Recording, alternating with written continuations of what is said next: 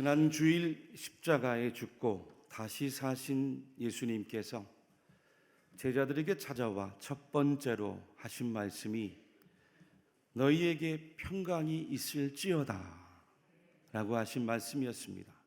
그리고 연이어 두 번째로 주신 말씀이 바로 성령을 받으라, 성령을 받으라, 성령을 받으라. 부활한 주님이 이 말씀을 제자들에게 하신 것은 이미 요한복음 16장 7절에 내가 떠나가는 것이 너희에게 유익이라, 내가 떠나가지 아니하면 보혜사가 너희에게로 오시지 아니할 것이요, 가면 내가 그를 너희에게로 보내리니, 이 하신 약속의 말씀을 이루기 위한 예수님의 뜻과 계획이 있었던 거죠. 믿습니까? 그 예수님의 뜻과 계획이 무엇이었습니까? 성자 예수님이 우리 죄를 대신해 십자가에 죽고 우리를 구원하시기 위해 살아난 것, 성령님을 보내시기 위한 성부 하나님의 뜻이고 계획이고 섭리였다는 거예요. 에덴 동산에서 하나님께서 사람을 처음 창조하실 때 생기를 불어넣으셨다고 했어요. 사람이 생기를 불어넣으니 생명이 되었다. 살아있는 영이 되었다. 살아있는 생명이 되었다. 하나님이 하나님의 생기에 하나님의 영을 불어넣으셔야 살아있는 생명, 살아있는 사람으로 비로소 살아갈 수가 있었다는 거예요. 그러므로 사람은 동물과 달리 육체로만 살 수 없습니다. 몸으로만 살 수 없는 거예요. 영이신 하나님과 교제하며 살아가도록, 영적인 존재로 살아가도록 하나님께서 본래적인 의도를 가지고 저와 여러분들을 창조하신 거예요. 그런 인간이 죄를 짓고 타락하기 시작하면서부터 어떤 일이 벌어졌어요? 창세기 6장에 여호와께서 사람의 죄악이 세상에 가득함과 그 마음으로 생각하는 모든 계획이 항상 악할 뿐임을 보시고 땅 위에 사람 지으셨음을 한탄하사 마음에 근심하시고 여호와께서 이르시되 나의 영이 영원히 사람과 함께하지 아니하리니 이는 그들이 육신이 됨이라. 믿습니까? 여러분, 인간의 불행이 어디에서 출발했습니까? 지금도 예나 과거나 현재도 똑같아요. 사람들 살아가는 거 보면 여전히 힘들다고 해요. 여전히 괴롭다고 합니다. 여전히 고통스러워하며 살아가요.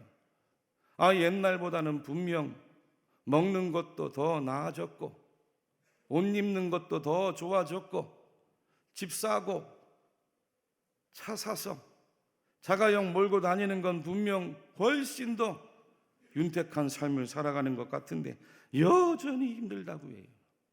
여전히 괴롭다고 합니다. 외롭고 우울하다고 해요. 지금 사는 게 아니라고 얼마나 아우성들이에요. 병원마다 환자들은 넘쳐나고 약국에 가면 웬 약들이 그렇게 많습니까? 우울증 약도 넘쳐나고 수면제 약도 넘쳐나고 이제는 마약까지 사람들이 찾아 헤매고 있습니다. 이 모든 것은 한마디로 사람의 마음 안에 성령을 잃어버리고 살아가기 때문이에요. 인생이 성령을 잃어버리고 살아가면 육신으로 사는 거예요. 몸으로만 사는 겁니다. 육적인 존재로만 사는 거예요. 그 육이 아무리 좋은 물질도, 아무리 좋은 욕망도, 아무리 즐거운 쾌락과 본능으로 채워본들 그 영혼이 공허하고 괴로운 거예요. 이러한 인생의 불행을 가리켜서 유다서 1장 10절에 또 그들은 이성 없는 짐승같이 본능으로 아는 그것으로 멸망하느니라. 우리에게 증언을 해주셨어요. 할렐루야, 할렐루야. 여러분, 성도들은 성령을 다시 찾아야 됩니다. 성령을 다시 받아야 됩니다. 성령을 다시 경험해야 됩니다. 어떻게 해야 우리가 성령을 받고 하나님이 주시는 그 성령을 성도들이 매일매일 삶 속에서 경험하며 살아가느냐고요. 첫째는 우리의 마음 심령이 회개를 이루어야 될 줄로 믿습니다. 여러분, 성령은 거룩한 영입니다. 성령은 하나님의 거룩한 영이에요. 성령님은 거룩하지 않으면 우리에게 절대 임하지 않습니다. 성령을 받고 성령 충만한 삶을 살아가기 위해서는 우리 마음이 깨끗해야 돼요. 정결해야 됩니다. 회개해야 되는 거예요. 오늘 성경도 부활하고 승천을 앞두신 주님이 제자들에게 말씀하셨어요. 예루살렘을 떠나지 말고 하늘 위에 내릴 그 성령을 기다리라. 그 약속의 말씀을 믿고 제자들이 오순절날 마가 다락방에 모여서 기도하다가 성령을 받은 배경의 말씀이 사도행전 2장 1절로 4절 말씀, 우리 먼저 함께 다시 한번 읽어볼까요? 시작. 오순절 날이 이미 이르매 그들이 다 같이 한 곳에 모였더니 호련히 하늘로부터 급하고 그들이 앉은 온 집에 가득하며 마치 불의 혀처럼 갈라지는 것들이 그들에게 보여 각 사람 위에 하나씩 임하여 있더니 그들이 다 성령의 충만함을 받고 성령이 말하게 하심을 따라 다른 언어들로 말하기를 시작하니라. 아멘. 20세기 초 우리나라에도 이와 같은 성령의 불같은 역사가 모두 세 차례 있었습니다. 아주 놀라운 신앙 부흥운동이 있었어요. 그 첫 번째는 1903년 원산에 있었던 부흥운동이고, 두 번째는 1907년 평양에서 있었던 대부흥운동, 그리고 세 번째는 1909년 백만인 구령운동이었어요. 그 가운데 이 평양 대부흥운동은 아주 강력한 성령의 현시가 있었습니다. 이 평양 대부흥운동에 대하여 당시 선교사로 계셨던 노블 선교사님이 얼마나 감동을 했는지 서구에 소개하기를 사도행전 이후에 가장 강력한 성령의 역사가, 현시가 저 평양에 나타났다, 소개를 한 거예요. 1907년 1월 2일부터 15일까지 평안남도에 사는 약 1000여 명의 성도들이 평양 장대현 교회에 함께 모여서 부흥 사경의 집회를 열었어요. 그런데 13일 주일 저녁 예배까지 집회는 냉랭하기가 짝이 없었다고 합니다. 당시 고포드 선교사님의 증언이 마치 노쇠로 된 지붕이 그곳에 모인 사람들의 기도가 하늘로 올라가는 것을 막는 것처럼 답답했고, 마치 사단은 온 회중을 압도한 것처럼 영적인 분위기는 너무도 차가웠다. 그때 길선주 목사님을 비롯한 선교사님들이 어렵게 만든 이 부흥 사경회가 이렇게 끝나서는 안 되겠다고 집회가 끝나는 전날 14일 정오에 함께 모여 통성 기도회를 열었어요. 하나님 앞에 간절히 은혜를 달라고, 성령을 달라고 함께 기도한 거예요. 통성기도를 마치고 집으로 돌아가는 사람들은 가도록 내버려 뒀고, 나머지 600명 정도가 더 남아서 새벽 2시까지 다시 뜨겁게 간절하게 함께 하나님 앞에 기도를 올리기 시작했어요. 그런데 이 남은 자 600명 가운데 회개를 동반한 성령의 현시, 성령의 역사가 일어난 줄로 믿으시기를 바랍니다. 그때 회개의 포문을 연 사람이 바로 아이러니하게도 길선주 목사였어요.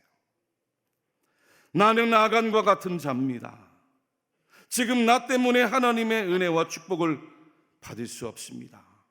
하나님이 주실 수 없습니다.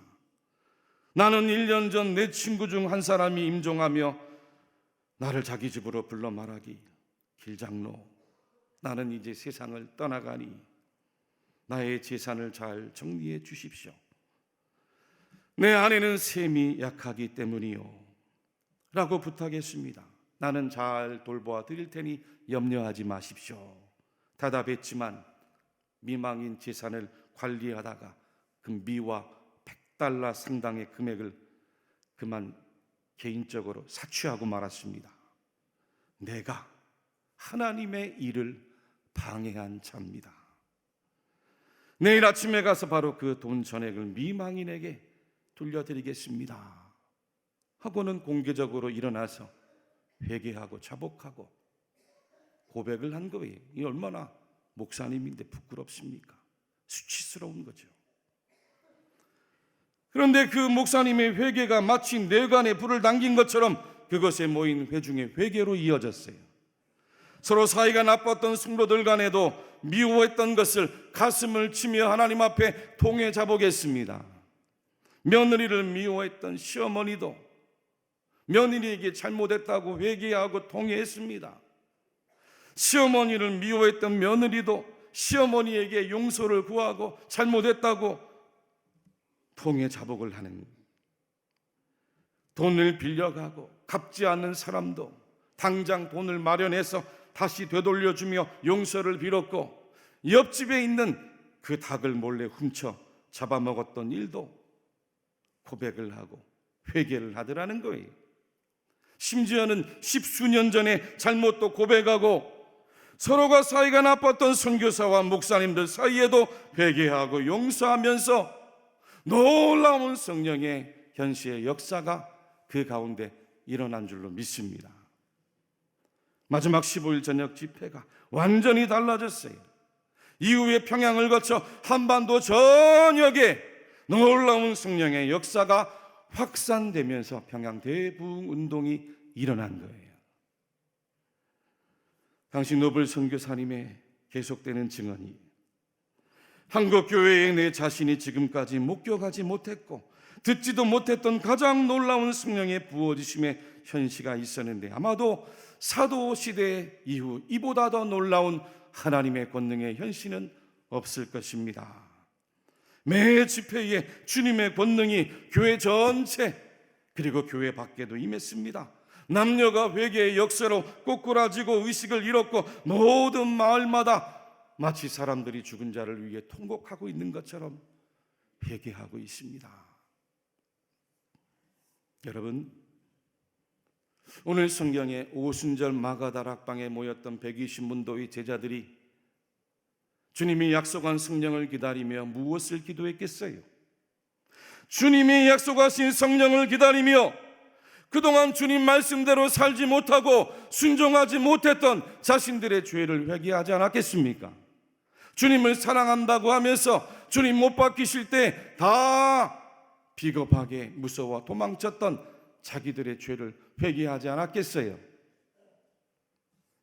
주님이 마지막 겟세마네 동산에 함께 기도하자고 불렀을 때도 잠에 취해서 나태했던 자기들의 신앙을 회개하지 않았겠습니까? 주님이 붙잡혀 가시는데도 불구하고 서로가 좋은 자리를 얻겠노라고 악의 다툼을 벌이고 싸우면서 주님 마음을 아프게 했던 자기들의 모습을 바라보며 회개하지 않았겠어요? 스승이신 주님이 3년 동안 그 옆에서 모든 능력과 기적과 천국 복음의 말씀을 전하시는데도 그 말씀을 믿지 않고 불신하고 의심하고 회의했던 자기들의 믿음 없었음을 철저하게 눈물로 통회하고 자복하고 회개할 때 거룩한 성령이 그들 머리 위에 임한 줄로 믿습니다. 여러분, 이들뿐만이 아닙니다.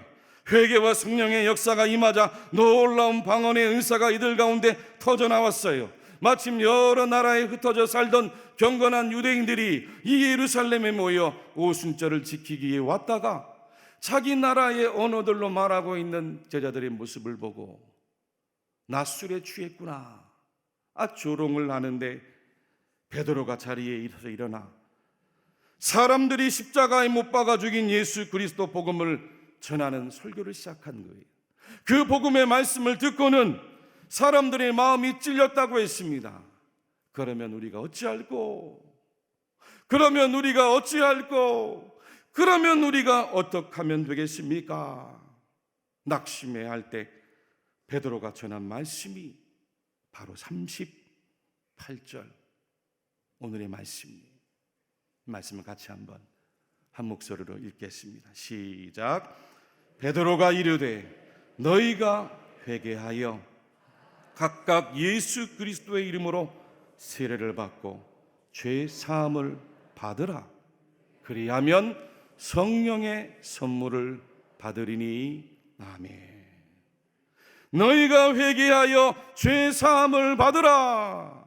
그리하면 성령의 선물을 받으리니. 믿습니까?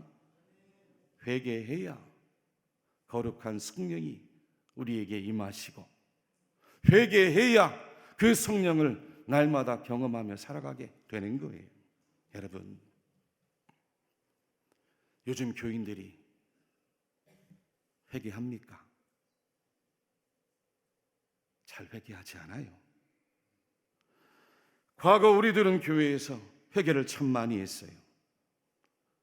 예배 시간 집회 때마다 아이들도 회개하고, 학생들도 회개하고, 청년들도 회개하고, 어르신들도 회개했어요.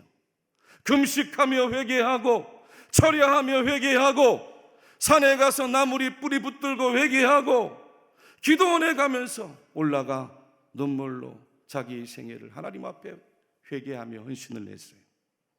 무슨 잘못을 그렇게 많이 했다고 눈물도 참 많이 흘렸습니다. 근데 지금은 어때요? 얼마나 마음들이 강팍한지 몰라요.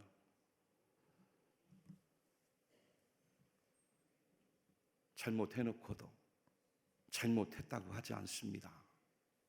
목사님한테 와서 잘못했다고 하는 분들이 없어요. 회개하라고 하면 눈에 쌍심지를 켜고 달려듭니다. 교회가 여기밖에 없냐고 훌쩍 떠나가요. 이런 세상이 됐어요.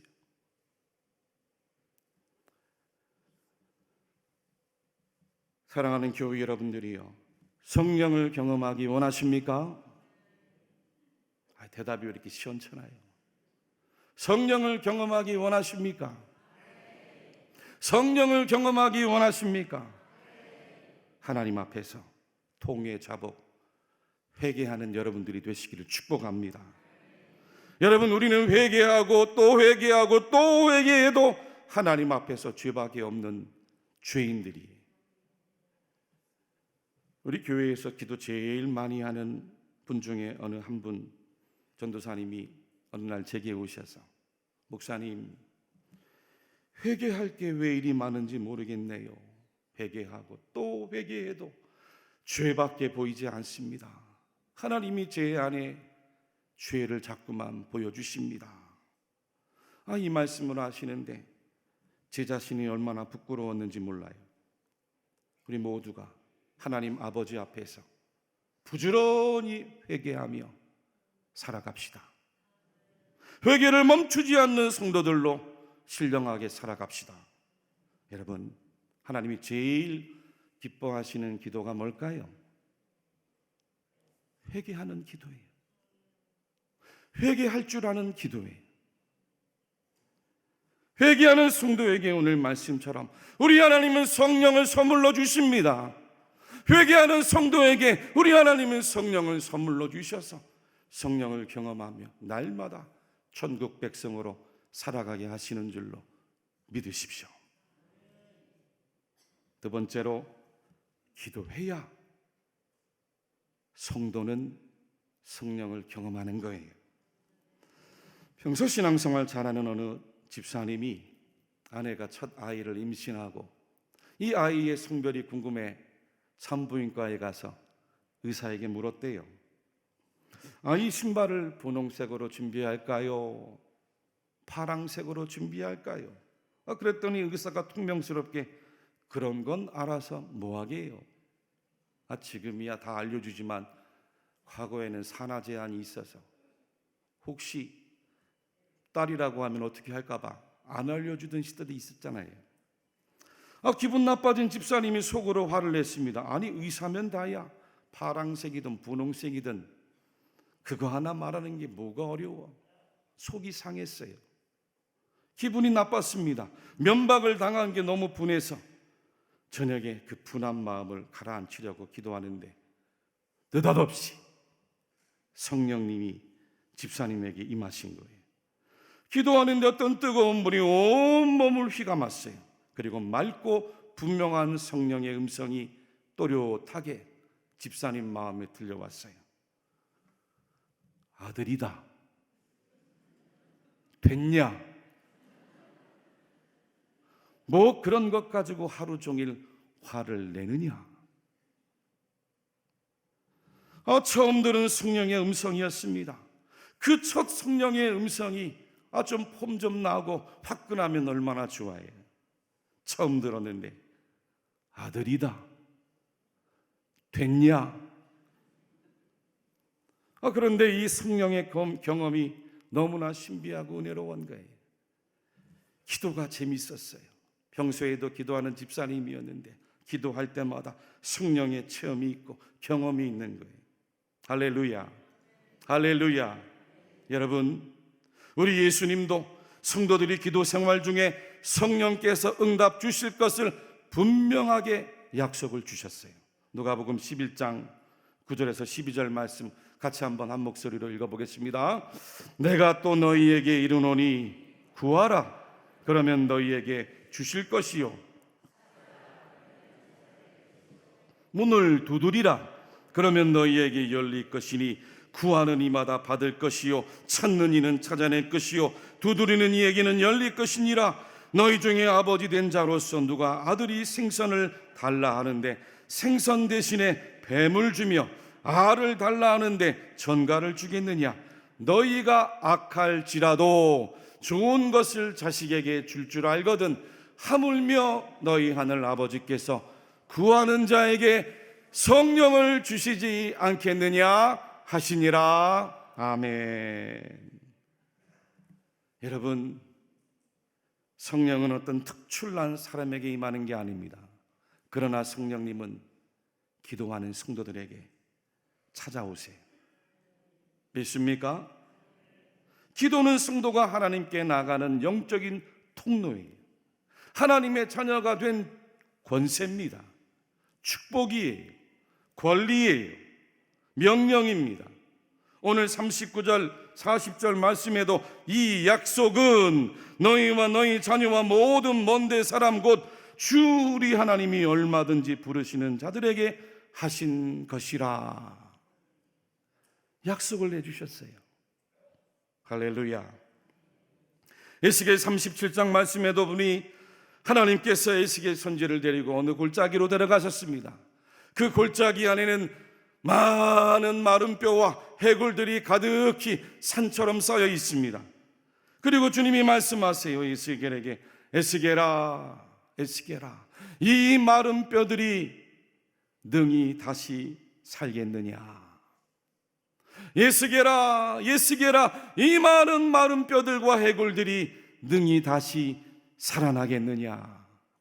그리고 나신 말씀이 내가 또 내 영을 너희 속에 두어 너희가 살아나게 하고 주 여호와께서 이 뼈들에게 이같이 말씀하시길 내가 생기를 너희에게 들어가게 하리니 너희가 살아나리라.